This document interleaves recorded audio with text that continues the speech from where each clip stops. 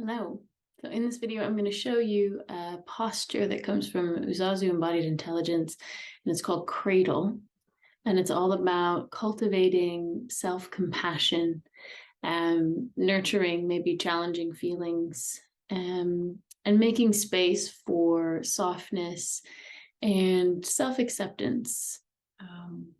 And so this is a posture that you can take whenever you're feeling a bit self-critical, or there's some difficult emotions you're wanting to move through, and to help you cultivate a little bit more space around them. So I'm going to show you from a little bit further away.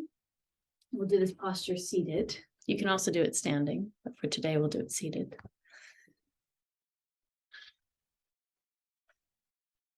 Okay, and so this posture combines the physical dimensions of back, down, and wide.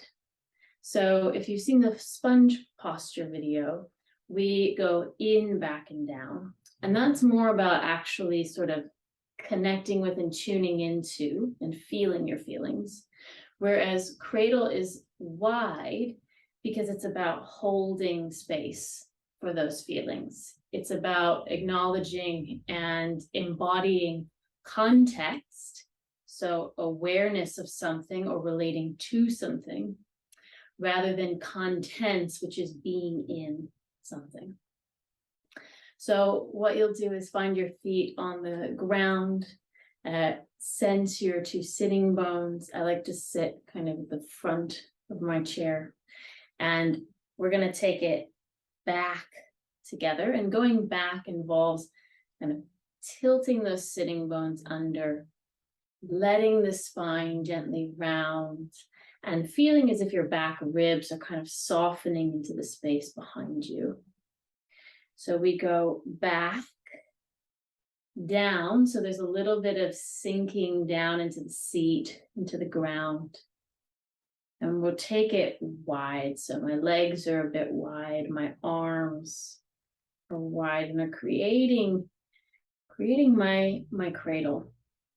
And so everyone's cradle can look a little different. So play around with, explore how narrow the cradle wants to be or how wide it wants to be. Narrowing might help it to feel a little bit more secure, contained. Widening might give it more space. So sensing where your cradle is, and you might really have a sense of it kind of dropping in, like, this feels like a cradle. See if you can tap into that feeling. And so in general, you might like to have one hand above the other rather than a sort of, this could be your cradle, but oftentimes I see in myself and people I work with that the cradle tends to have one hand kind of floating above the other. And so as you find your cradle, tune into what could be in this space. What are you holding space for? Maybe you're experiencing grief or anger. Maybe you are nurturing a part of yourself that's having a hard time. Maybe the self-critical part of yourself.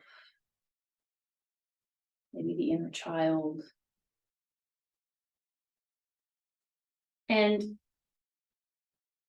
if nothing sort of comes, or you're finding it difficult to imagine cradling these things, imagine you're cradling something that is quite easy to nurture or love. Maybe it's a baby, a pet, a precious item, object, whatever to you sort of helps you access those nurturing feelings.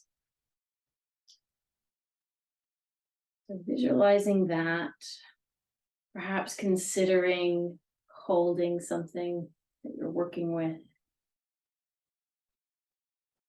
And we'll breathe here, back, down, and wide. Gazing towards this space.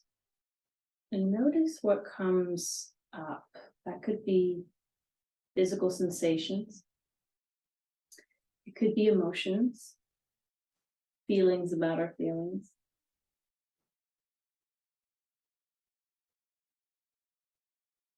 And it could be thoughts.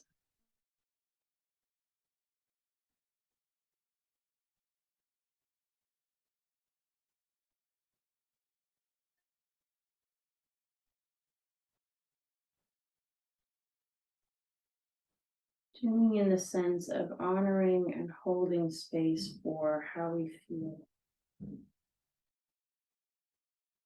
What allows us to be in this nurturing space.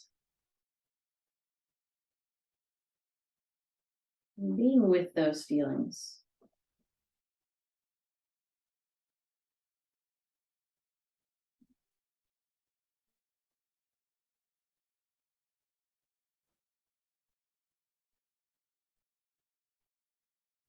Take another breath to let this sort of drop into your system. And take your time slowly letting the posture go, but staying connected to the feeling of that. And letting your attention remain on yourself, but also now connecting back into your space, back into the screen with me.